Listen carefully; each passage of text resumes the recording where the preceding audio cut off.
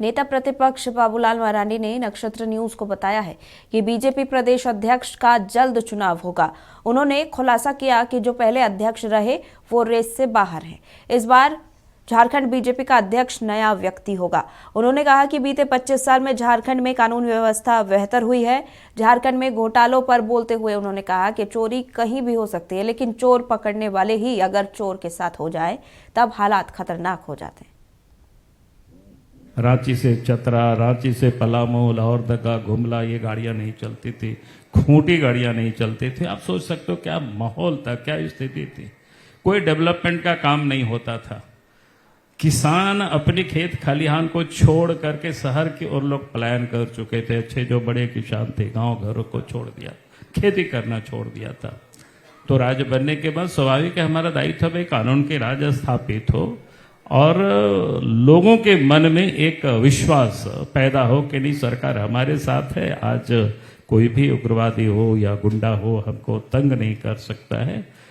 तो मैं समझता हूं समाप्त तो बिल्कुल नहीं हुआ। 2-2.5 साल हम रहे राज्य के और बाद के समय में भी जो लगातार उस पर काम हुआ, तो आज मैं कह सकता हूं कि आप निश्चित रूप से आप देखते होंगे, अब तो उस समय देश में भी उग्रवाद की समस्या थी, अब झारखंड में भी। अब तो हमें लगता है कि थोड़ा सा हिस्सा में झारखंड में बचा हुआ है और सामान्य जो कानून व्यवस्था उस समय की स्थिति जो थी उसमें से परिवर्तन में बदलाव आया है। देखिए चोरी नहीं होती थी ऐसा मैं नहीं कहता हूं। मैं एक बात कहा करता हूं, अगर चोरी नहीं होता तो फिर ये जो भारत सरकार जो पार्लियामेंट से जो कानून बनी हुई है, क्या बोलते हैं, इंडियन पेनल कोड है, सीआरपीएफ है, ये सब कानून क्यों बना हुआ है? इसलिए नहीं कि लोगों को पता है चोरी होना है। चोरी होना है तो चोर को पकड़ना है। बीजेपी ये सिंपल बात है। बीजेपी के शासन में चोर को पकड़ा जाता है। वही बात बता रहा था। चोरी तो किसी भी शासन में होगी, चोर चोरी करेंगे उसके, लेकिन अब चोर को पकड़ने वाला चोर के साथ ना मिल जाए। मैं दावे के साथ कह सकता हूं बीजेपी की सरकार में मुझे ऐसा नहीं लगता कोई इस प्रकार की शिकायतें नहीं मिली, क्योंकि कुछ दिनों तक मैं बीजेपी से भी हट करके मैं आंदोलन करता था, विरोध करता था। इसलिए मैं कह रहा हूं कि ऐसा नहीं मिला कि इस प्रकार की कोई तालमेल करके लोग लूट रहा है। ठीक है, चोरी होता है, पकड़ने में थोड़ा समय लगता है, चोर को पकड़ने में, पुलिस जुटाने में, तो ये हो सकता है, ये किसी के साथ भी हो सकता है। लेकिन उसके साथ मिल करके कोई कोयला चोरी करावे तो मैं समझता हूं कि ये उस समय संभवतः ऐसा नहीं था। झरिया की आग आज तक नहीं बुझ पाई है। कितने प्लान बने, कितना कुछ हुआ, इतने लोगों की जान अधर में है। अभी केंदुआडी में देखिए जो गैस का रिसाव हो रहा है, हजारों लोगों से प्रभावित हो रहे हैं। इन सब चीजों को कैसे रोका जाए? देखिए इसमें तो मैं कहूंगा क्योंकि बीसीसीएल है, भारत सरकार की अनुषंगिक इकाई है और राज्य सरकार, दोनों को मिल करके सारे कामों को करना चाहिए। और दोनों जिस दिन मिल लेंगे कि भाई हमें इस पर राजनीति नहीं करना है, हमको ईमानदारी से इस ठीक करना है इसको। लेकिन दुर्भाग्य से जितना मैं समझने की कोशिश करता हूं इन सारी चीजों को, तो ये काम होता नहीं। मैंने कई बार कई अफसरों से बातें होती है, हमारे बातों से कई लोगों को तकलीफ भी हो सकता है।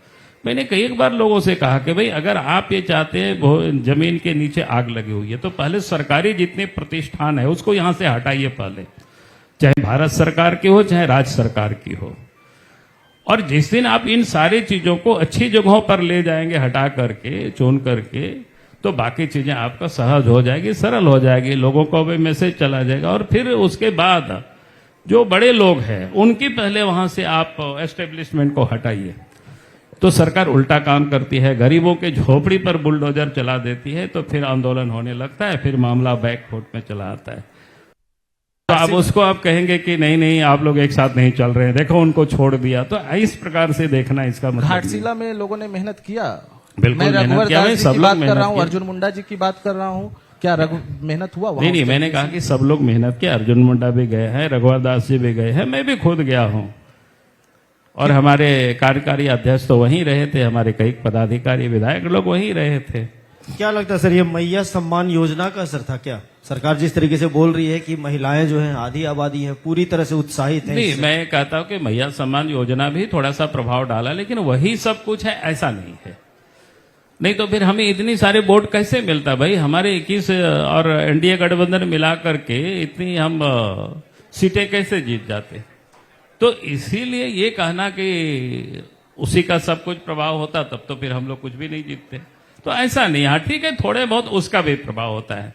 हमने कहा कि चुनाव जीत और हार की कई कारण होता है, तो उसमें भी जीत का वो एक कारण है।